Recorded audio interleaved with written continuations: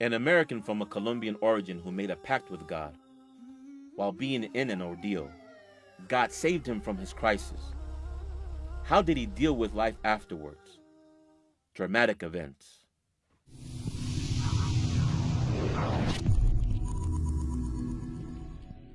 أن تخرج من ضيق الظلماء إلى النور، أن تولد ثانية والماضي مغفور، لحظة أن تشعر بالله في قلبك يقذف بهدى، هذا ما لا يدركه وصف وشعور. يا الله إني ناديتك وسعيت، إني استهديتك فهديت، بالقرآن أنرت طريقي. يا الله يا الله. My name is Jaime Mujahid Fletcher. I'm originally from Colombia. I grew up in the city of Houston, Texas since the age of 8. I accepted Islam 3 months before September 11th. I am married, have 3 children. كيف كانت فترة شبابك شيخ؟ Teenage years living here in America are some of the most difficult. Teenagers go through a lot. When I was 13 years old to about 15, so many changes happened in life. I think my parents coming from Colombia, because they didn't go to school here, they don't know what to expect. They think because the schools look beautiful, they're big, 1,000, 2,000 students. They think this is like the best that they can give. But they don't know that in that same school, like police are coming with dogs to check for drugs. Kind of like going to school was like a way of like survival. See if you can survive. And not only fights, but eventually there's other things that become even more difficult. So in those years, when you have so much pressure, alcohol, girls, these things become like solutions temporary. You think you're living, but you're really trying to survive, just trying to make it every day. وبسبب تلك الأحداث والمشاكل في فترة مراهقته بأمريكا، اضطر مجاهد للسفر إلى موطنه الأصلي كولومبيا، حيث بدأ يفكر أكثر في حياته وعبادته هناك، ولكنه لم يطل البقاء هناك، فعاد لأمريكا وعادت العادات السيئة معه. Unfortunately, at some point in time in my life, I was making money in ways that were not right. And in one incident, a life-changing incident for me, I was on my way to New York in a car with a Jamaican, he had dreadlocks, and another guy. And we were traveling, and I had in my bag, in that car, some merchandise that I was taking up to New York to sell for a lot of money. And I never thought that I would ever be caught by police. And this car was not my friend who was driving, it wasn't his car. It was a car of some girl. He took it without her permission. It had no insurance, no registration, and it smelled inside like drugs. And when we got pulled over by the police, we were also under the influence. We had smoked. And so when they went to look and search in the car, when they opened the back door, and I looked down at the floor and I was in front of the car. So when you feel you're hopeless, there's nobody who can help. Naturally, I called out to the one, God. And I said, God, if you get me out of this situation, I will change my life forever. And I was so sincere about that. And I felt like the police officer, he did what he did, then he came back. And he looked at me, he said, can you drive? And I said, yes. He gave me my ID and he said, go.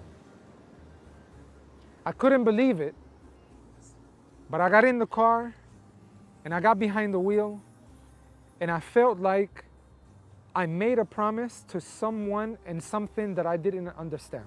وهل التزمت بالوعد الذي قطعته مع الله سبحانه وتعالى خاصة بعد الحادث؟ Not really. I read the ayah, وَإِذَا غَشِيَّهُمْ مَوْجٌ. when I understood this ayah, هذه الآية في سورة لقمان 32 verse 32. نعم. الله سبحانه وتعالى يقول: وإذا غشيهم موج كالظلل دعوا الله مخلصين له الدين فلما نجاهم إلى البر فمنهم مقتصد وما يجحد بآياتنا إلا كل ختار كفور. ماذا حدث بعد ذلك؟ Subhanallah. When I read this verse, I was looking to see how I could keep my promise. Didn't keep my word. But eventually, I knew I had to be right with God, and it wasn't until I had a car accident. I hit the middle of the divider of the freeway and flipped over. And when we flipped over, we slid upside down in this car, and the sunroof was open. So when it flipped, the sunroof was under me, and I saw the sparks coming up, and everything's like slow motion. And I felt, this is it. We died. And that's when I knew I'm playing with my destiny. If I died that day, I'm not going to the right place. And that's when I realized I don't have time anymore to turn my back on Allah. I had money, I had cars, I had friends, girls. I had everything that people want, but I wasn't happy. كنت أسير الحيرة أحمل قلبا تاه كان الصمت مخيفا قبل كلام الله فإذا بالرحمن قريب يسأله الحائر فيجيب أشهد أن لا رب ولا معبود سواه يا الله إني ناديتك وسعيت إني استهديتك فهديت بالقرآن أنرت طريقي يا الله. فعاش فترة بعد هذا الحادث يقرأ في القرآن والإسلام ويحضر الدروس العلمية في المساجد قبل إسلامه.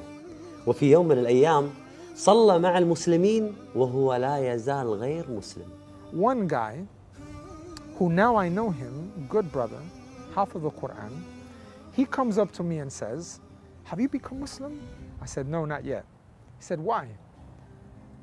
I said, I'm just reading, studying. He said, but you were praying. And I said, I can't pray? Kid. And he said, no, I just want to tell you that if you don't embrace Islam, you're going to hell. I said, what? You know where I'm going? This is what he told me. I'm going to hell. It was shocking. I was hit, you know? I felt like, how can you know where I'm going? Right? And I couldn't understand how this guy knows this book and acting like this. So I was very confused. I left the masjid 6 months. I don't want to see another Muslim. I don't want to see anything. But I love the Quran. أنا في هذا البرنامج ذكرت أكثر من مرة الحكمة في الدعوة، كيف ندعو غير المسلمين، كيف كان النبي صلى الله عليه وسلم يدعو غير المسلمين إلى الإسلام، وكيف كانت أخلاقه عليه الصلاة والسلام. هذا الرجل حافظ القرآن لما نصح أخونا مجاهد يريد أن ينقذ من النار. بهذه الطريقة ممكن أنت تدخل النار والعياذ بالله. You know, there's so much noise out there, and there are so many things being said in the world. When I wanted to focus and really understand the Quran, I actually left the apartment that I had. I left and I went back to my parents' house. The only place that I felt I could have some peace of mind. And I went into my room and I cut off any communication with friends. And I cut myself off and I began to read the Quran. So I had plenty of time. I stopped doing everything in the world just to read the Quran. And in reading the Quran, I felt a clarity and a sense of kind of comfort, peace. And the more that I read, the clearer things became. اقتنعت بالإسلام وآمنت بالله عز وجل وتريد أن تنطق بالشهادة. حدثني عن قصة هذا اليوم. MashaAllah.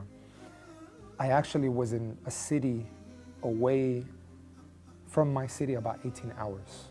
One man from the bus. So when he sat down and he spoke to me in my language, ¿Cómo estás?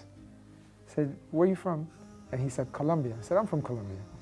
So we sat down and I said, how is this? How did you become Muslim? So he explained to me. And then he asked me, what do you think about Islam? I started telling him, if the people in Colombia knew, and I started mentioning things in the Quran, that if they knew, they would have a better life, even though they're very good. So after hearing me out, the guy asked me, why would you take so many things from the Quran and from Islam, that if you apply it to a country, it can help that country, but you yourself don't accept it? So that day, I felt like it was the day that I had to be humble. And I told him, okay, I didn't believe the Shahada was a big deal. I thought the Shahada is just a few words. Anybody can say a few words. And he said, no, but if you do this, you will find that it changes a person's life. And so we went, and there were about 1,500 people, 1,500 people in that mosque that day. And I went, and they told me, okay, so-and-so is going to give you the Shahada. I repeated. As soon as I finished saying the Shahada, it was as if some weight had been taken off. And then so many people stood in line to hug me. Wow. And when I walked outside of that masjid that day, when I looked at the sky, it was blue. The trees were green. Everything was brand new. I didn't even know that when you become Muslim, you're like a newborn baby. But that's exactly the feeling that I had. Allah. My heart felt like it was clean. And the first thing that I wanted to do is go and call my mother and ask her to forgive me for everything that I did before when I was young. And I told her, from this day on, life's gonna be different forever. And that's the day that I never in my life afterwards had another drink of alcohol, went out, did any of the stuff that I used to do before, because I didn't need to. A lot of those things were being done because there was some emptiness. In accepting Islam, it filled it. وكنت اسمع حكي عنا مقامه فوق ما يحكون ياخذ بيدي للجنة ويشرق من ضياه الكون. As soon as I accepted Islam, I came across a verse that said, وَمَا أَرْسَلْنَا مِن رَسُولٍ إِلَّا بِلِسَانِ قَوْمِهِ لِيُبَيِّنَ لَهُمْ وَيُضِلُّ اللَّهُ مَن يَشَاءُ وَيَهْدِي مَن يَشَاءُ وَهُوَ الْعَزِيزُ الْحَكِيمُ. That ayah was the way we began doing da'wah. My father became Muslim. My girlfriend, we got married. A lot of my friends became Muslim. شيخنا لماذا اتجهت إلى الدعوة بالأصل؟ Because every messenger came and spoke the language of their people. And the language is not only what is said, but the thaqafa, you know, the culture that is transmitted in the way that we understand the world. So the means of communication is what can make something very clear. حدثنا عن هذه الإصدارات الجميلة الدعوية. MashaAllah. This is the very first CD we ever made. When my father became Muslim, there was no material in Spanish. He said, if there's no material in audio, video, then you need to make it. He told me.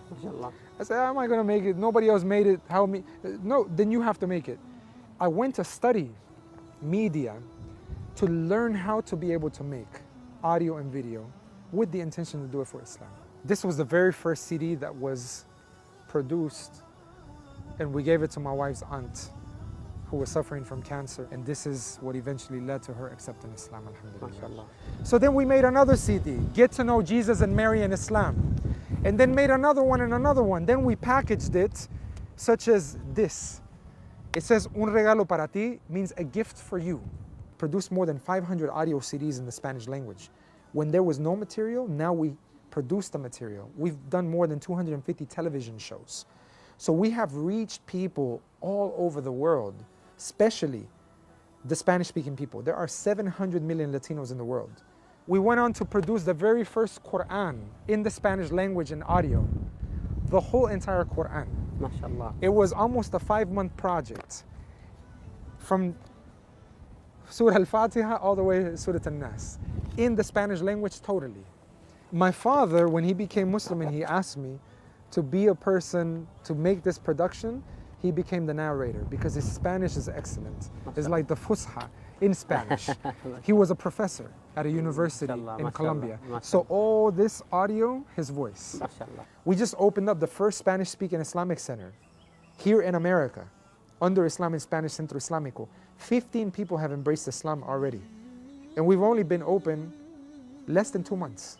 Alhamdulillah, it's a ni'mah from Allah to be able to do this and to watch how Allah guides people after some information is shared. Alhamdulillah. ما شاء الله تبارك. هنيئا لك شيخ. لما أشوف قصة أخونا وحبيبنا مجاهد وحبه للدعوة وهمه الدعوي يذكرني بالصحابي الجليل أبو بكر الصديق رضي الله عنه وأرضاه. عندما أسلم، تخيلوا في أول يوم إسلامه أسلم مع 7 من الصحابة، والعشرة المبشرين في الجنة 5 منهم سبب إسلامهم أبو بكر الصديق رضي الله عنه وأرضاه. دائما قصته تذكرني بذلك الصحابي الجليل. في كتاب الله قلبي صار حي، وبحياتي صار لي ظل وفاي، ويوم عادت نفسي وروحي إليه عادت أيامي وأحلامي إلهي.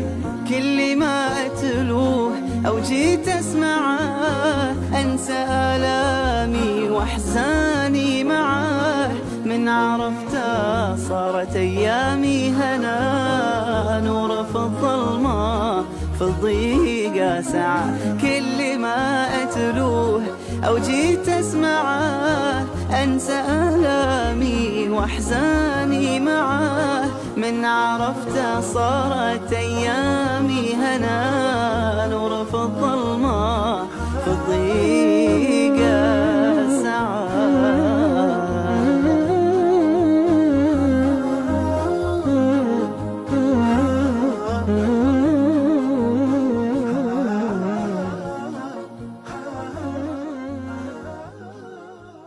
أدعوكم لترشيح أفضل المشاريع الدعوية في خدمة الإسلام من وجهة نظركم، سواء كان شخص أو موقع إلكتروني أو كتاب أو مركز دعوي. ما هو المشروع الذي تعتقد أنت أنه أفاد الإسلام وأقنع الكثير من غير المسلمين في دخول الإسلام؟ ما هو المشروع الذي أنت ترشحه ليتم تكريمه من قبل موقع نون الإلكتروني؟ أرسل ترشيحك الآن.